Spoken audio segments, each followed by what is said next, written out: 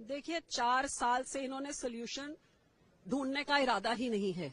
सिर्फ 2021 में किसानी आंदोलन 700 किसान को शहीद करके उठाने का निशाना थी कि यूपी की इलेक्शन जीत जाए और किसानों की वोट पै जाए। तो झूठ बोल के, झूठा वादा करके 2021 में आंदोलन उठा दिया, जब 700 किसान इधर दिल्ली के बॉर्डर में मर गए।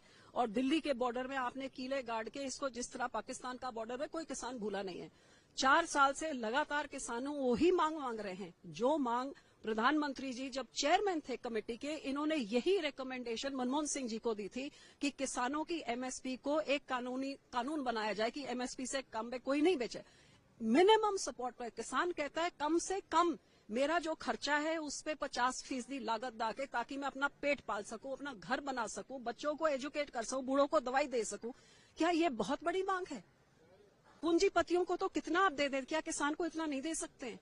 वो ही मांगे 4 साल से सरकार ने पूरी नहीं करी और बार बार किसानों को आंदोलन करना पड़ा है। आज 70 साल के एक बूढ़े किसान जगजीत सिंह डलेवाल 22 दिन से भूख हड़ताल पे बैठे हैं। उनकी हालत इतनी नाजुक है कि किसी टाइम कुछ हो सकता है। लेकिन सरकार को उनका तो क्या, 700 किसानों के मरने के तो बोलते हमें पता ही नहीं, जो दिल्ली में मर गए। और इस किसान के बारे में आप जाके उनका हालचाल भी, सुप्रीम कोर्ट ने फटकार लगाई तो एक डायरेक्टर लेवल अफसर भेज दिया। क्या इधर के मंत्रियों को इतना समय नहीं है? क्या किसान की जान या किसानों की इनको इतनी बेपरवाह है इनके संकट से? और किसान की छोटी मांगे हैं, कोई बड़ी चीज तो वो मांग ही नहीं रहा है। हमारे केस वापस कर दो, हमको कोई आप एमएसपी की गारंटी दे दो, हमें कोई पेंशन दे दो, हमें कर्जा माफी कर दो। भाई क्यों आप उनसे बात क्यों नहीं करते हैं? और बात करने का ये मतलब नहीं कि हमारी मानो तो फिर बात होगी, जब तुम्हारी बात तो मानी नहीं है। ये बहुत गलत एटीट्यूड है। बिल्कुल ध्यान भटकाने वाली बातें हैं।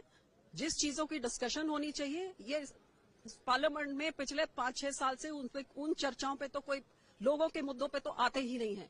बल्कि वॉश आउट हो इनका से, ना सरकार हाउस चलाना चाहती है ना कांग्रेस चलाना चाहती है। सो यहाँ पे लोगों के पैसे बर्बाद हो रहे हैं।